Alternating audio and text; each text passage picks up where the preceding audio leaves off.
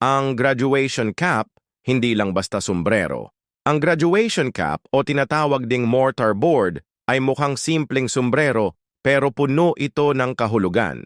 Sa iba't ibang panig ng mundo, isinusuot ito ng mga nagtapos bilang simbolo ng tagumpay, tradisyon at karangalan. Ang parisukat na hugis sa itaas ay sinasabing mula sa ginagamit ng mga Mason na parang paalala na ang edukasyon ang pundasyon ng kinabukasan. Ang tassel o palawit, maliit man, may malaking ibig sabihin.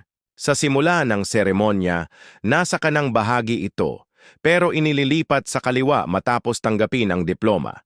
Ibig sabihin, opisyal ka nang nagtapos. Sa maraming kultura, mahalagang bahagi ito ng tradisyon. Nakakaiyak para sa mga magulang. Simbolo, ito ng sipag, tiyaga, at personal na paglago. Pero higit pa sa formalidad, ang cup ay paraan din ng pagpapahayag. May mga estudyanteng dinidisenyuhan ito.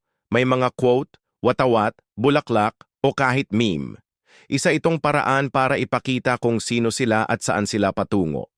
Kaya't bagamat simpleng tingnan, ang graduation cap ay parang korona ng tagumpay. Kapag ipinagkait ito o ipinagbawal bigla, parang binura rin ang bahagi ng kanilang paglalakbay. Bawat cap may kwento.